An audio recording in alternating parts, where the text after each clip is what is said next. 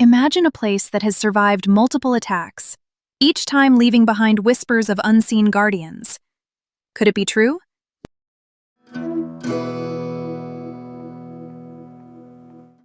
Hi, I'm Allie. And I'm Brianne. I had tea for breakfast and exactly 3 biscuits, which I'm counting as balanced. Sorry, not sorry. I had cold pizza and a ghost story, so, vitamins. And yes, I did sage the studio again, just in case. Isn't that bananas?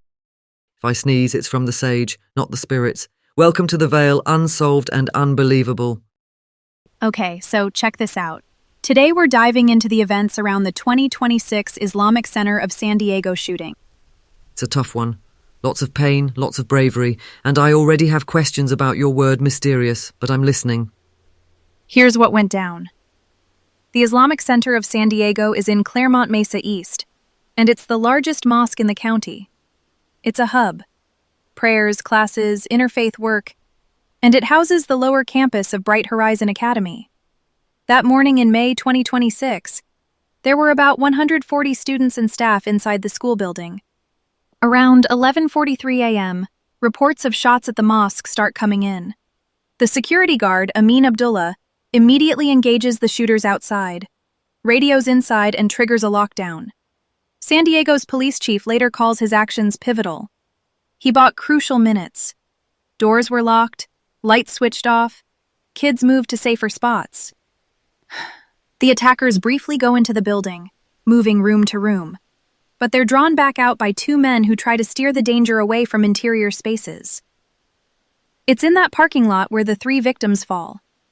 Amin Abdullah, 51, Mohammed Nader, a 57-year-old teacher, and caretaker Mansour Kaziha, 78, known as Abu Ez, who had cared for that place since the 1980s. The community immediately honored them as protectors. Police find the shooters later, deceased in a white 2018 BMW X1 a short distance away. One had shot the other, then himself. No officers fired their weapons.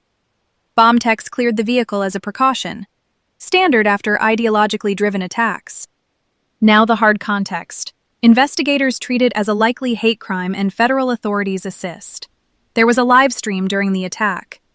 Extremist symbols were reported on gear and in the car, and a lengthy manifesto appeared online with Islamophobic and other bigoted content, plus that ugly accelerationist stew we've seen. I'm not going to repeat any of it. It doesn't deserve oxygen. What absolutely matters is this. No children were harmed. Every student and staffer in the school was evacuated safely. One more piece of the timeline. At 9:42 a.m., roughly 2 hours before the attack, the mother of one suspect calls 911. She reports her son is missing, suicidal, wearing camo, her BMW is gone, and several firearms missing. That's a terrifying call, and it shows how painfully narrow the window can be. Also, there was a reported drive-by a couple blocks away. A landscaper's helmet may have deflected around. Some of those details were early and under review, but that's what was said at the time. All right, moving on. I have a personal theory about what happened inside that building. My theory, and I own that this is mine, is what I call the parking lot guardians. I think the place has a kind of boundary. Not magic like lightning bolts, but a line that formed where people chose to stand. And somehow, that line held. Look at the pattern. In 1991, someone tried to bomb the very same mosque. The device was defective. Decades pass, the center grows. It keeps serving. Then in 2026, there are 140 kids on campus.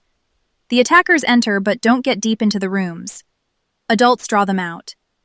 The violence ends in the parking lot, not in the classrooms. All the children make it out. I believe the space learned where to be strong, and that strength lived at the perimeter. Wait. You think the building learned like a literal memory? I think places remember care, and that care shows up when it's needed. The men who fell there especially turned the lot into a boundary. That's why I call them guardians. I don't think it's just metaphor. It felt like the danger got pulled back to the skin of the site. The rooms held. The smallest voices were shielded. I call BS lovingly. Here's a cleaner explanation. Training, preparedness, a security guard who acted fast and radioed lockdown. 2 men who deliberately lured the attackers outward. That is tactics. That is human agency. Also, murder-suicide. We see that endpoint in many ideologically motivated rampages. No supernatural buffer needed. The limited casualties among children came from seconds of decisive action and a bit of awful luck breaking in the right direction for those inside. I'm not denying the human part. I'm saying that when a place has been tended for decades, when it's faced down a failed bomb, when a caretaker has literally patched its cracks since the 1980s, it builds a kind of resilience. I believe that shows up almost physically. The fact pattern sits right on that line. Or you're seeing pattern completion, apophenia. The brain loves a neat arc, but we have concrete levers here. Rapid lockdown meant doors were locked, lights off, kids hidden. The attackers were on a short timeline with chaos around them. They were confronted outside, and then their plan collapsed in that car. If anything, the story is a case study in why drills and a single clear radio call save lives. So let me get this straight. You're saying it's purely procedure and human courage? Yes. Plus context, the FBI coordinating digital forensics, local police setting perimeters, bomb techs doing sweeps. Afterward, officials at every level condemned the attack. NYPD even boosted presence at mosques across New York that same day to deter copycats. That's systems doing their job under duress. And I'm saying maybe systems and spirit aren't mutually exclusive. The Guardian's idea is my way of naming how those men placed themselves. The line they made protected the rooms. Whether you call it a boundary or just bravery, the effect is the same. But yes, I believe the place held with them. Here's the other piece I want on record, the broader climate. Kaya reported record levels of anti-Muslim bias in 2025, so the risk was elevated. Investigators reported extremist symbols, a live stream, and a manifesto, which sadly mirrors other far-right accelerationist cases. We're not repeating names beyond what's necessary, and we're not describing that propaganda. Please do not seek it out or share it. Platforms take it down for a reason. It fuels copycats. Totally. Back to the facts. Community leaders like Imam Taha Hassan condemned the attack, and San Diego's police chief called Amin Abdullah's response heroic. The mosque's board chair talked about how congregants tried to pull the attackers away from the interior. Public officials at every level condemned it and offered support, and those who tried to downplay or distort what happened were widely criticized. Also worth saying, neighbours of the suspects described normal families, which we hear a lot. Radicalization can happen quietly, online, out of view. One of them had even wrestled in school. It's disturbing. It's also a reminder that early tips, like the 2025 concern flagged to Chula Vista Police about extremist interest, are hard to act on without clear legal grounds.